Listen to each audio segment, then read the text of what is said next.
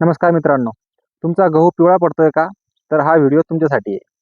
गहू पिवळे पडण्यामागचे नेमके कारण तुम्हाला माहिती आहे का? गहू पिवळा का पडतो तर? तर त्याचं सर्वात महत्त्वाचं कारण आहे की पोषक तत्वांची कमी. या पोषक तत्वामध्ये झिंक आणि सल्फर हे मुख्य घटक आहे, ज्याच्या कमीमुळं तुमचा गहू हा पिवळा पडतोय. दुसरं कारण म्हणजे गव्हामध्ये जेव्हा तुम्ही पाणी देता, तर पाणी कुठेतरी तुंबतंय. पाणी तुंबल्यामुळं काय होतं की तुमचे जे गव्हाचे मुळं आहे, त्या मुळाला योग्य पद्धतीचं ऑक्सिजन किंवा हवा भेटत नाही आणि त्यामुळे तुमचा गहू पिवळा पडायला लागतो. तिसरं कारण म्हणजे तुम्ही जेव्हा तणनाशक करता किंवा तणनाशक तुमच्या शेतामध्ये फवारता, गावामध्ये फवारता, तर या तणनाशकाची मात्रा तुमच्या शेतामध्ये जास्त झालेली असेल, त्यामुळेच तुमचा गहू हा पिवळा पडतोय. आता हे झाले कारणं. या कारणावरती समाधान काय आहे? किंवा आता हे पिवळं पडलेला गहू नेमका सुधारायचा कसा? तर अ, गहू हा शक्यतो त्याची काळजी ही त्याच्या लागवडीच्या किंवा पेरणीच्या अगोदरच घेतली गेली पाहिजे. पेरतानाच गावावर योग्य ती बीज प्रक्रिया केली गेली पाहिजेत आणि नंतरच गहू पेरला गेला पाहिजे.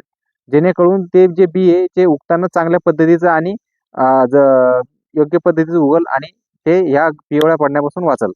दुसरा मुद्दा, पाणी देताना योग्य पद्धतीनं पाणी देणं हा त्यावरचा उपाय आहे. म्हणजे पाणी कुठं तुंबलं नाही पाहिजे, साचलं नाही पाहिजे, जेणेकरून गव्हाचे जे मुळं आहे, त्या मुळाला चांगल्या पद्धतीचं हवा मिळेल आणि गहू पिवळा पडणार नाही. आता तिसरा महत्त्वाचा मुद्दा, झिंक आणि सल्फर हे तुम्हाला तुमच्या गव्हामध्ये टाकायचं आहे. ते कशासोबत?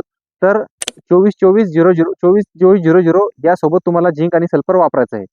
हे केव्हा वापरायचं? तर गहू हा 21 ते 25 दिवस या कालावधीमध्ये असताना तुम्हाला 24-24-0 त्यासोबत झिंक आणि सल्फर वापरायचं आहे. हे तुमच्या गव्हाची क्वालिटी सुधारणार आहे आणि त्याला पिवळं पडण्यापासून वाचवणार आहे.